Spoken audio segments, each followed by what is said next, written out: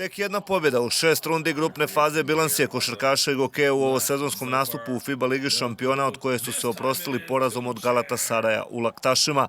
Još ranije je tim trenera Nenada Stefanovića propustio sve prilike da se domogne naredne faze takmičenja, a posebno se na kraju žali za prokockanom šansom u Birtsburgu, kada je gokeja bila nadomak brejka s kojim bi evropska sezona, kažu, otišla u drugom pravcu. Malo nismo imali sreće. Ajde da kažem, taj Birtsburg tamo smo izgubili u posljednjim sekundama.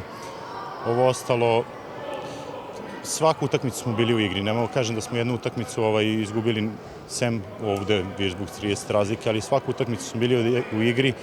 Ali eto, ova sezona neuspešna opet. Nama je krivo, trudit ćemo se da naredne, ako budemo tu, da ispravimo utisak. Nažalost, ta utakmica sa Birtsburgom, gde smo stvarno imali puno nekih kadrovskih problema, je uticala dosta na konačan taj neki zbir. Verujem da smo to dobili da bi bilo dosta drugačije. Ne mogu da zamerim, eto, Birtsburg tamo je bilo na loptu, to je možda bila neka prilika se napravi veliki brejk, ali dobro, što se kaže, mislim da smo se negde ovih ostalih 5 SMT stvarno pokidali, borili, dali sve od sebe.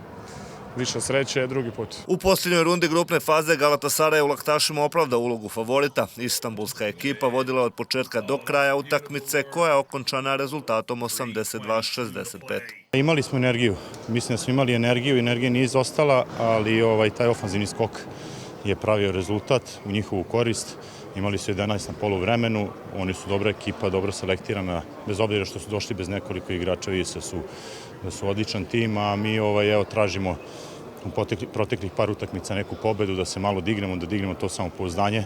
Dobro radimo, dobro treniramo, ali eto, pobede izostaju.